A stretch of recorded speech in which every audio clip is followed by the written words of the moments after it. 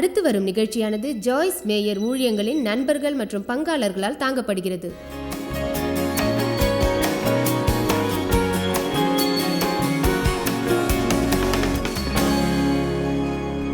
உண்மையில் முக்கிய நபராக பேச வேண்டுமானால் தேவனைத்தான் பேச வேண்டும் என்று நம்புகிறேன். நீங்கள் எப்போதும் உங்கள் கஷ்டங்களை மற்றவர்களிடத்தில் கக்க முடியாது.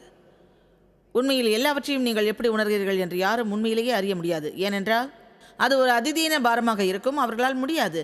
உண்மையில் சொல்வது நல்லதல்ல, தெரியுமா? எந்நேரமும் உன்னை சுற்றியே இருக்கிறேன், உன்னை குத்தனம் போல் இருக்கிறது, ஆனால் நான் விசுவாசத்தில் நடக்கிறேன், தெரியுமா?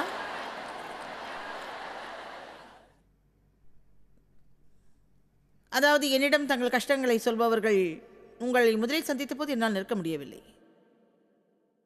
ஆனால் இப்போது அதன் பிறகு உங்களை அறிந்ததும் உண்மையிலேயே நேசிக்கிறேன். சிலர் என்னிடம் வந்து நீங்கள் என்னை மன்னிக்க வேண்டும், ஏனென்றால் உங்களிடம் நிற்க முடியாத நேரமும் இருந்தது. நான் நினைத்தேன், இப்போது உங்கள் பிரச்சனைகளை கொட்டிவிட்டீர்கள், எனக்கு இப்போது புரிந்துவிட்டது, இப்போது உங்களை நான் மன்னிக்க முயற்சிக்கிறேன். ஆகையால் கொஞ்சம் ஞானத்தை உபயோகிக்க வேண்டும். அது நீங்கள் சொல்லக்கூடாது, அதுதான் விஷயம். ஆகவே வேதம் அன்பிலே உண்மையை பேசுங்கள் என்கிறது. நாம் எல்லோரும் ஒன்றாக இருக்கிறோமா? ஆகவே இந்த கூட்டத்தை விட்டு நீங்கள் வெளியேற நான் விரும்பவில்லை. வீட்டிற்கு போய் நாம் எல்லாம் உட்கார்ந்து பேசுவோம் என்று சொல்லுங்கள். வீட்டிலே காரியங்கள் எல்லாம் எப்படி இருக்கும் என்று நான் சரியாய் சொல்கிறேன். ஏனென்றால் ஜாய்ஸும் இதையே சொன்னார். ஆனால் முன்பு போல் தொடங்க எனக்கு விருப்பமில்லை. முற்றிலும் முழுவதுமாக நேர்மையோடு தேவனின் காரியங்களில் அவரோடு. சங்கீதம் 38:8 பார்ப்போம். இதுவரை எல்லாம் சரிதானே? யாருக்காவது இதை பிடிக்காமல் வேறு ஏதாவது இருக்கிறதா? உன்னை விடுவிப்பேன் என்று யாராவது சொன்னால் அது உண்மை இல்லை. எல்லாரை குறித்தும் உண்மையை கேட்பது இன்பமாக இருக்கும். ஓ, கேட்டிருக்கிறீர்களா? ஓ, சொல்லுங்கள், நான் உதவி செய்கிறேன். இது நீங்கள் விடுவிப்பேன் என்று சொல்கிற உண்மை. சங்கீதம் 51 தாவீது, நீங்கள் தேவனையே உள்ளத்தில் உண்மையாயிருக்க விரும்புகிறீர். உங்களை விட வேறு யாரேனும் உங்களை அறிந்தவர்கள் அறிந்திருக்க வேண்டும். உங்களையே எப்போதும் மறைத்துக் கொள்ளக்கூடாது. மக்கள் மறைக்கிறார்கள். சுறுசுறுப்பு தன்மையை மறைக்கிறார்கள், வேலையை மறைக்கிறார்கள், தொலைக்காட்சியில் மறைக்கிறார்கள், கடைக்கு ஒழிக்கிறார்கள், சாப்பிட மறைக்கிறார்கள். எக்காரியத்தையும் எதிர்கொள்ள முடியாமல் தங்களை ஒழித்து ஓடுவதில் மிகவும் தேர்ந்தவர்கள். இப்போதெல்லாம் நான் அதை சமாளிக்க மும்முரமாக இருக்கிறேன். அது உங்களை கொஞ்சமாக சாப்பிட்டுவிடும். சங்கீதம் 38:8 தாவீது தேவனிடம் பேசிய விதத்தை நீங்கள் கவனிக்க விரும்புகிறேன். நான் பெலனற்று போய் மிகவும் நொறுக்கப்பட்டேன். கொடிய குளிர் மற்றும் களைப்பு மிகுந்து, ஓ, எப்படி உணர்ந்தார் என்று நான் அறிவேன். முனகலின் காரணம் அமைதியின்மை மற்றும் இதய புலம்பல். தேவனே, என் ஏக்கங்கள் எல்லாம் உமக்கு முன்பாக இருக்கிறது. என் தவிப்பு உமக்கு மறைவாக இருக்கவில்லை. என் உள்ளம் குழம்பி அலைகிறது. என் பலன் என்னை விட்டு விலகி என் கண்களின் ஒளி முதலாய் இல்லாமற் போயிற்று. என் சிநேகிதமும் என் தோழரும் என் வாதையை கண்டு விலகுகிறார்கள். என் இனத்தாரும் தூரத்திலே நிற்கிறார்கள். என் பிராணனை வாங்க தேடுகிறவர்கள் எனக்கு கண்ணிகளை வைக்கிறார்கள். எனக்கு பொல்லாங்கு தேடுகிறவர்கள் கேடானவைகளை பேசி நாள் முழுவதும் வஞ்சனைகளை யோசிக்கிறார்கள். நானோ செவிடனைப் போல கேளாதவனாகவும் ஊமையனைப் போல வாய் திறவாதவனாகவும் இருக்கிறேன். ஆம், காது கேளாதவனும் தன் வாயில் மறு உத்தரவுகள் இல்லாதவனுமாயிருக்கிற மனுஷனைப் போலானேன். ஆகவே அவர், ஆண்டவரே பாரும், நான் உணர்கிற வழி இது என்று சொல்கிறார். என் வாயை எங்கு மூட வேண்டும் என்று நான் அறிந்திருக்கிறேன். ஆனால் நீங்கள், ஆண்டவரே, ஆனால் உமக்குள், ஓ தேவனே, நான் நம்பியிருக்கிறேன். நீர் எனக்கு மறு உத்தரவு கொடுப்பீர். என் தேவனாகிய ஆண்டவரே, அவர்கள் என் நிமித்தம் சந்தோஷப்படாதபடிக்கு இப்படி ஜெபித்தேன். என் கால் தவறும்போது என் மேல் பெருமை பாராட்டுவார்களே. இப்படி ஜெபத்தில் பேசிக்கொண்டே போனால் எப்படி தேவனை நம்புவார்? ஆகையால் முழு காட்சியையும் நேசிக்கிறேன். தேவனை பாரும், நான் தவறாக பயன்படுத்தப்படுவதாக உணர்கிறேன். காயப்பட்டுள்ளேன். இதில் சோர்ந்து விட்டேன். இதற்கு மேல் என் பெயரை ஞாபகம் கொள்ளவே கஷ்டம். எல்லோரும் என்னை வெளியேற்றவே பார்க்கிறார்கள் என்று தெரியும். என் வேலைக்கு சரியாக பயன்படுத்தப்படவில்லை. நான் அலட்சியப்படுத்தப்படுகிறேன். என்னை கேலி செய்கிறார்கள். நான் குற்றவாளியாக நியாயப்படுத்தப்பட்டேன். எந்த காரியத்தையும் குறை சொல்லாமல், எதிராக பேசாமல் வாய்மூடி இருக்கப் போகின்றேன். நீர் பேசும் ஆண்டவரே. ஆனால் என் நம்பிக்கை உம்மில் வைக்கிறேன். தாவீது உண்மையை சொன்ன விதம் எனக்கு பிடிக்கும். நீர் எப்படி உணர்கிறீர் ஆண்டவரே? ஆனால் பின் என்ன செய்ய வேண்டும் என தீர்மானித்தேன்.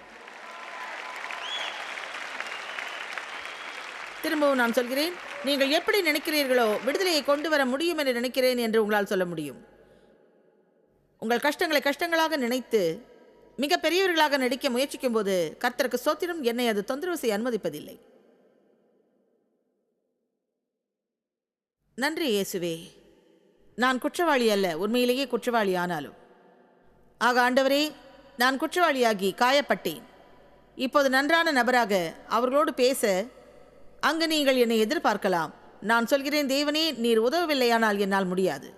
எனினும் நான் நேசிக்கிறேன். நீர் உதவுவீரானால் நான் சரியானதை செய்ய தயாராக உள்ளேன். உண்மையில் தேவனோடு எத்தனை பேர் மதிப்பை கவனிக்கிறீர்கள்?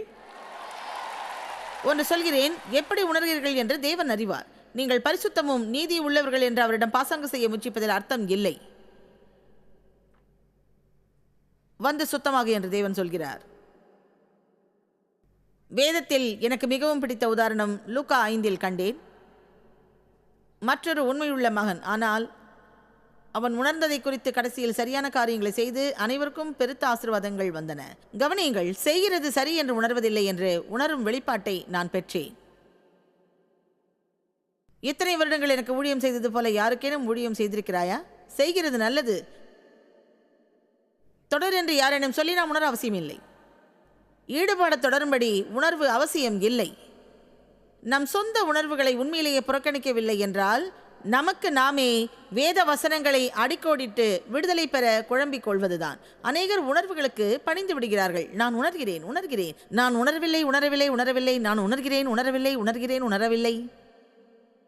உணர்வுகளை வாக்கெடுப்பதை நிறுத்த வேண்டும். என் நேரமும் எப்படி பயணம் செய்கிறீர்கள் என்று ஜனங்கள் என்னை கேட்கிறார்கள். எனக்கே தெரியவில்லை. அநேக நேரம் என்னையே நான் கேட்டுக்கொண்டதில்லை. நல்ல காரியம், நான் அப்படி இல்லை. ஏனென்றால் இதை குறித்து மிக நல்லது என்று அநேகம் உணர்ந்ததை கண்டதில்லை. அதாவது இப்படி 30 வருட மாணவர்கள் எப்படி இருப்பார்கள்? நான் செய்வது எனக்கு பிடிக்கும். எனக்கு ஆணையிட்டு செய்ய சொல்லும் எல்லா காரியங்களையும் நான் முக்கியமாக விரும்புவது இல்லை. அதில் ஒன்றும் தவறு இல்லை. நான் சொன்னாலும் அது மோசமான காரியம் அல்ல. நான் நேர்மையாக இருக்கின்றேன். இது ஒரு எடுத்துக்காட்டாக இருக்கும் என்று நம்புகிறேன். உங்கள் வாழ்வில் தேவ அழைப்பை பரிபூரணப்படுத்த விருப்பமில்லை, ஆனாலும் சில காரியங்களை நீங்கள் செய்துதான் ஆக வேண்டும்.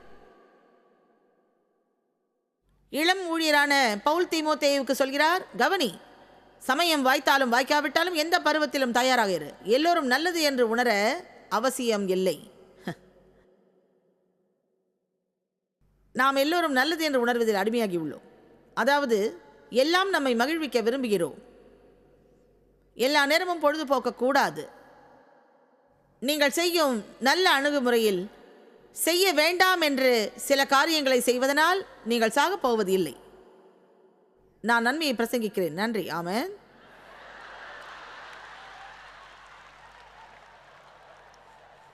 லூக்கா 5. உண்மையில் 20 வருடங்களுக்கு முன்பே இந்த வசனங்கள் எனக்கு ஆழமாக பதிந்து விட்டது. ஏனென்றால் ஆழமாய் வெளிவருவதை குறித்து தேவன் என்னோடு பேசினார். அவர் என்னிடம் பேசியதற்கான ஆதாரம் இல்லை, ஆனால் எனக்கு சந்தோஷம் இல்லை, ஏனென்று தெரியவும் இல்லை. ஆனால் ஆலய காரியங்கள் எல்லாம் செய்வேன். எல்லா கருத்தரங்குக்கும் செல்வேன். என்னிடம் ஒரு டிஷர்ட் இருந்தது, ஒலிநடாவை கொண்டு வந்தேன். எல்லா காரியமும் இப்பவும் ஒன்றாக அதை பார்க்க முடியாது. ஒவ்வொரு நாளும் ஏதாவது ஒன்றில் சந்தோஷம் இல்லாமல் இருக்கும். அந்த நாளில் என்னை காக்கும்படி அநேக காரியங்கள் தேவன் செய்ததை பட்டியலிட முடியும்.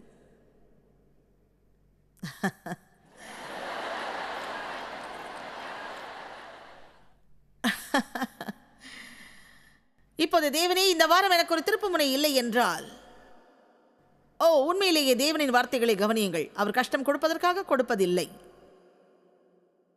அவர் கேட்க வரும்போது, தேவனே, என் காலங்கள் உம் கரங்களில், சரியான நேரத்தில் என்னை நீர் விடுதலையாக்குவீர் என்று நம்புகிறேன். ஏனென்றால் நான் தாங்கக்கூடாததற்கு மேலாக எனக்கு வர எதையும் அனுமதிக்க மாட்டீர்கள் என்று நான் அறிவேன்.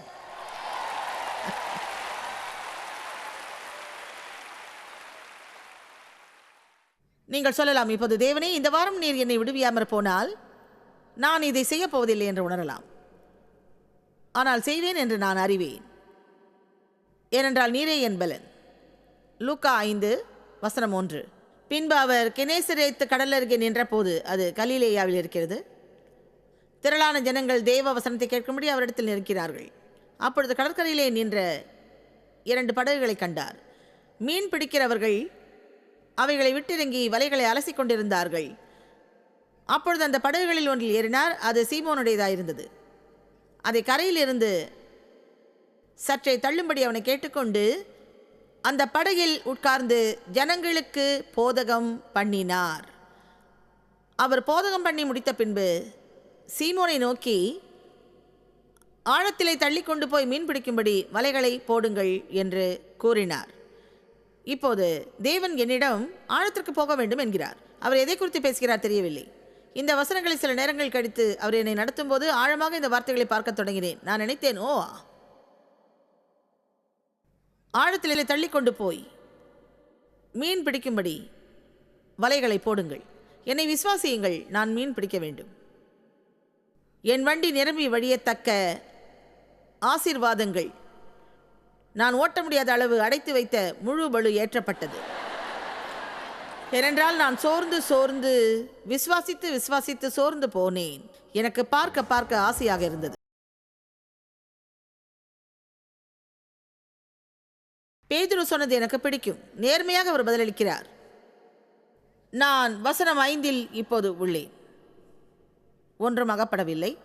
எங்கள் வலைகளில் ஒன்றுமே அகப்படவில்லை. எனவே நாங்கள் சோர்ந்து விட்டோம். தற்போது போவதற்கு முன்பு கொஞ்சம் கவனிக்கலாம். இரவு முழுவதும் மீன் பிடித்ததை கற்பனை செய்யுங்கள். படுக்கைக்கு கூட அவர்கள் செல்லவில்லை. மீன் பிடித்து கொண்டே இருந்தார்கள். ஒன்றையும் அவர்களால் பிடிக்க முடியவில்லை.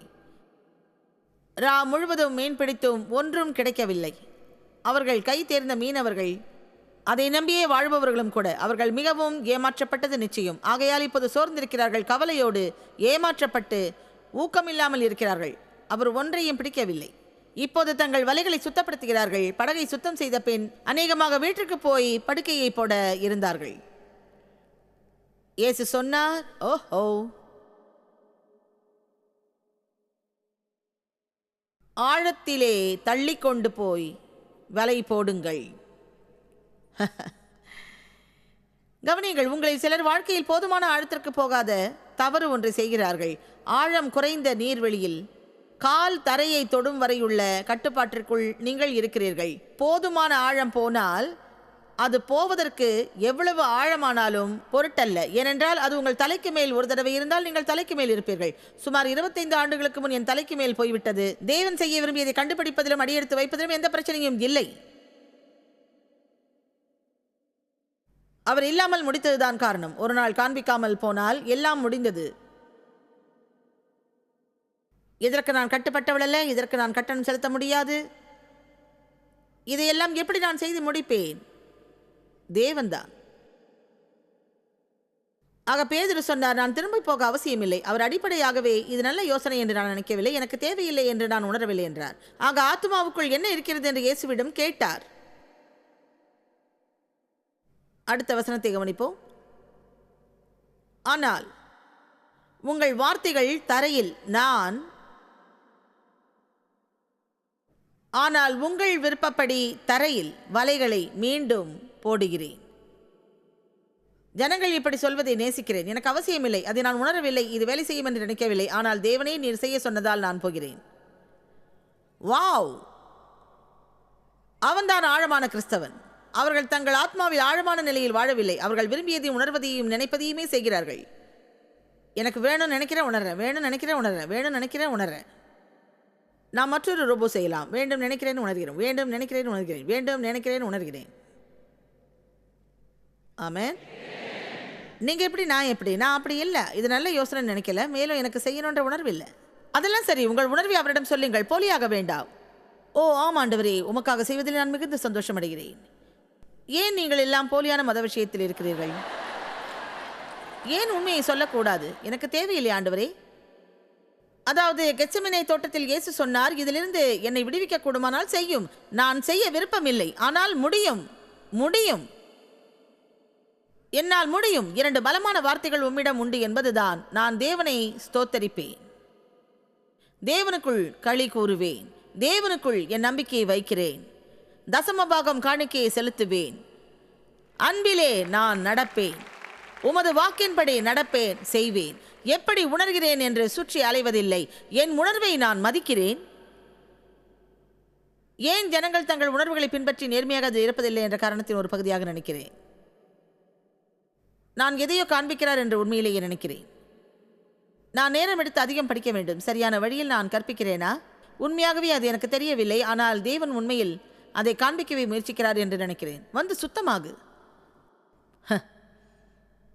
போலியை நிறுத்த முயற்சிப்போம். மத விஷயத்தில் போலியாக இருப்பதையும் உங்கள் உணர்வின்படி தேவனுக்கு உண்மையாக இருப்போம். ஆனால் பின் சொல்லுங்கள், நான் இதை செய்வேன். ஏனென்றால் என் உணர்வை நேசிப்பதை விட உம்மை அதிகமாக நேசிக்கிறேன். என் நினைவை விட உம்மை நேசிக்கிறேன். என் தேவைகளுக்கு மேலாக நேசிக்கிறேன். நான் 9 வயதாக இருக்கும்போதே புகைப்பிடிக்க தொடங்கினேன். 30 வரை புகைப்பிடித்தேன். அதை நான் விரும்பினேன்.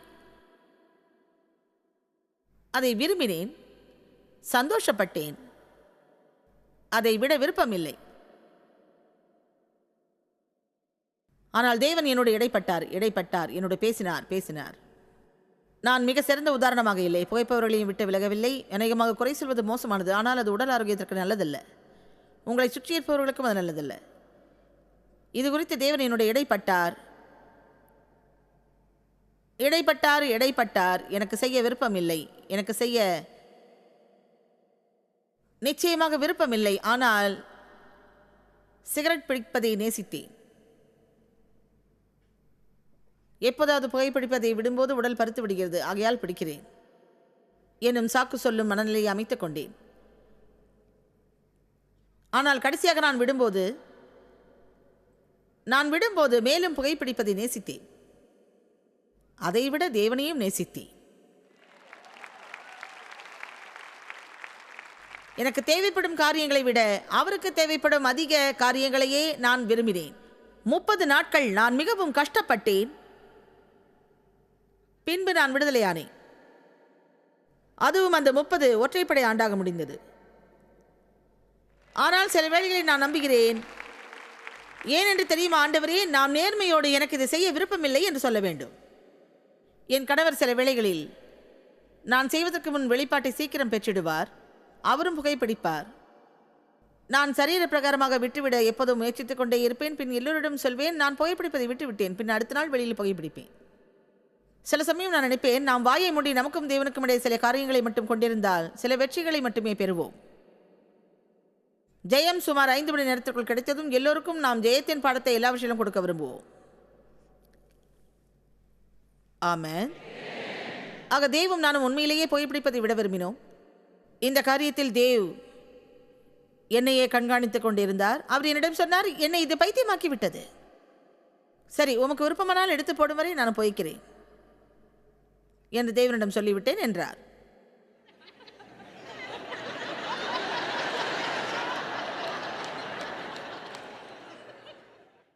அடுத்த நாள் எழுந்து மீண்டும் ஒருபோதும் புகைக்க மாட்டேன். அதாவது கஷ்டப்பட்டு நிறுத்துவது உன்னை பைத்தியமாக்கி விடாதா? உண்மையில் இது என்ன தெரியுமா? இந்த சூழ்நிலையில் தேவனை முழுவதுமாய் தேவ் சார்ந்து கொண்டார். நானோ சரீர பிரகாரமாக முயற்சித்து தோற்றேன். முயற்சி தோல்வி. எல்லோருக்கும் ஒரே அனுபவம் இருக்காது. எல்லோருக்கும் ஒரே விதமாக தேவன் இடைப்பட மாட்டார். அநேக நேரங்கள் ஊழியத்தின் நிமித்தம் கடின பாதையில் தேவன் என்னை அதிகமாக எடுத்துச் சென்றார். ஆகையால் எப்படி என்னை கொண்டு சென்றார் என்ற அனுபவத்தை உண்மையில் ஜனங்களுக்கு விளக்க முடியும் என்று நம்புகிறேன். என்னிடம் ஒன்று இருந்தது. அதாவது தேவன் என் வாழ்வில் அநேக அற்புத காரியங்களை செய்திருக்கிறார். உண்மையில் நான் செய்யும் காரியம்தான் அற்புதம். ஆனால் என்னிடம் மட்டுமே ஒரு அற்புதமான விடுதலை இருக்கிறது. பனிக்குழை மென்று கொண்டே இருப்பதுதான் அது. மற்றதெல்லாம் கடினமுடன் வார்த்தையை எடுத்து முழங்காலிலிருந்து தேவனோடு இருந்து விடுவதுதான்.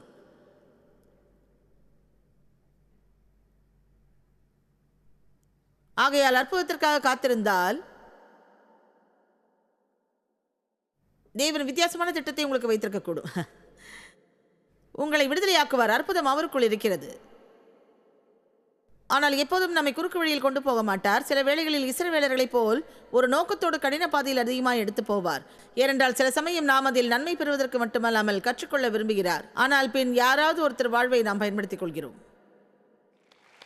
நீங்கள் என்னிடம் வந்து என்னைப் போலவே நான் பெற்றுக்கொண்டேன் விட முடியாத புகைப்பழக்கத்தை என்று என்னிடம் சொல்லுங்கள். தேவுக்கு கிடைத்தது எனக்கு தெரியவில்லை. ஏனென்றால் மற்றொரு வழியில் தேவன் அவருக்கு திருப்புமுனையாக இருந்தார். உண்மையிலேயே பெற்றுக்கொள்ள நிறைய காரியங்களுடைய செல்ல வேண்டும் என்று நினைக்கிறேன். ஆனால் மற்றொரு காரியங்களாய் மிக மிக மெதுவாக கடினமாய் தேவன் நீண்டு கொண்டே போகக்கூடும். ஆனால் அந்த கடின பாதை சில வேளை பிரச்சனையாக இருக்காது. ஆகையால் மற்றவர்களோடு நம்மை ஒப்பிட தேவையில்லை. நாம் தேவனோடு நடப்போம். அவர் நம்மோடு அவரது வழியில் இடைப்படுவாராக.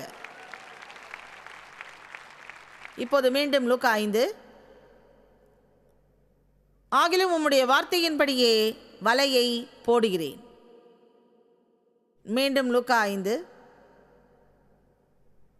வசனம் 6. அந்தப்படியே அவர்கள் செய்து தங்கள் வலை கிழிந்து போகத்தக்கதாக மிகுதியான மீன்களை பிடித்தார்கள். அவர்கள் கண்ணோட்டத்தில் அப்பொழுது மற்ற படகில் இருந்த கூட்டாளிகள் வந்து தங்களுக்கு உதவி செய்யும்படிக்கு செய்கை காட்டினார்கள். அவர்கள் வந்து 2 படகுகளும் அமிழத்தக்கதாக நிரப்பினார்கள். இப்போது இதை நேசிக்கிறேன். இந்த முழு காரியத்தையும் பார்த்தால் இங்கு தேவன் சொன்னதை செய்ய விரும்பாத மக்களும் உங்களுக்கு இருப்பார்கள். அது நல்ல யோசனை என்று நினைக்கிறீர்களா? இது நம் வேலை என்று நினைக்காதீர்கள். அப்படி உணராதீர்கள். தேவையில்லை.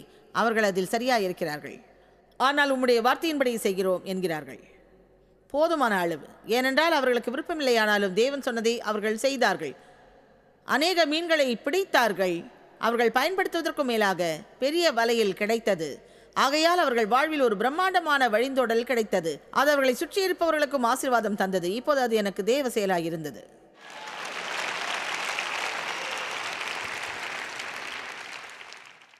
உங்கள் உணர்வுகளில் வாழ்வதை நிறுத்த தயாராக இந்த கட்டிடத்தில் சிலர் இருப்பதாக நம்புகிறேன்.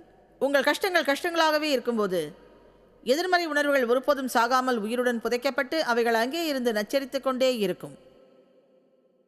அநேக நேரங்களில் இக்காரியங்கள் நம்மை சோர்வுக்குள்ளாக்கி ஊக்கப்படுத்தாமல் மனக்குறைவை கொண்டு அதனுடன் உடலில் நோயை கொடுத்து உண்மையில் அதனுடன் கையாளவே நம்மால் முடியாது. ஆகையாலே இப்படி நாம் உணரும் போது நமக்கும் மற்றவர்களுக்கும் பிரச்சனைகள் ஏற்படுகிறது. எனக்கும் ஏற்பட்டிருக்கிறது. இதை குறித்து நாம் பேசப் போகிறோம். காரணம், இதை நான் பிரச்சனையாக்கப் போவதில்லை. சொல்லுங்கள், எனக்கு பேச எதுவும் கிடைக்காவிட்டால் என்ன? பின் பேசுங்கள், மேலும் கேளுங்கள். அல்லது எதையும் செய்ய முடியாவிட்டால் அரைக்கதவை பூட்டிக்கொண்டு தேவனோடு அவர் பேசும் வரை பேசுங்கள். இது நம்முடைய சந்தர்ப்பங்களில் இல்லை. இது உண்மையில் நம்முடைய அணுகுமுறை பிரச்சனையை நோக்கி நடத்தும். நாம் எல்லோரும் ஆழமான ஐக்கியம் தேவனோடு இருக்க விரும்புகிறோம் என்று விசுவாசிக்கிறேன்.